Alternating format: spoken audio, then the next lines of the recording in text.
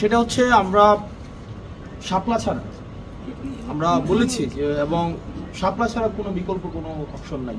এখন আমরা বিকল্প কেন নিব, এটার আইনগত তো ব্যাখ্যা লাগবে। আমরা দেখেছি এখনো পর্যন্ত কোনো আইনগত ব্যাখ্যা কোনো কিছুই নির্বাচন কমিশন আমাদেরকে দিতে পারেনি। একটা হুইমজিক্যাল একটা ব্যক্তি নিজের ইচ্ছা মতো করে একটা ব্যাখ্যা দাঁড় করেছে পারসেপশন অনুযায়ী। আমার পারসেপশন একটা এটা, তো এইভাবে চলে না। শাপলা কেবলমাত্র শাপলা, এবং শাপলার জন্য এই মার্কার জন্য আমরা আমাদের জায়গায় দৃঢ় রয়েছি এবং আমাদের রাজনৈতিক কর্মকাণ্ডের মধ্য দিয়েই এই শাপলাকে আমরা অবশ্যই অর্জন করব। এছাড়া কোনো বিকল্প নেই, কোনো বিকল্পের কোনো অবকাশ নেই।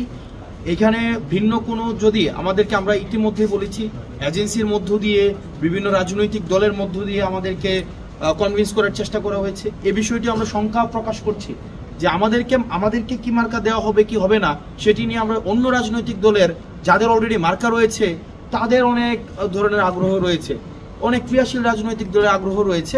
সেই বিষয়টি আমরা মনে করি একটি শঙ্কার বিষয়, এবং শাপলা ছাড়া আমাদের কোনো বিকল্প অপশন নেই। এবং এটি আজকে এই নির্বাচন কমিশনে আমরা এটি হচ্ছে আমরা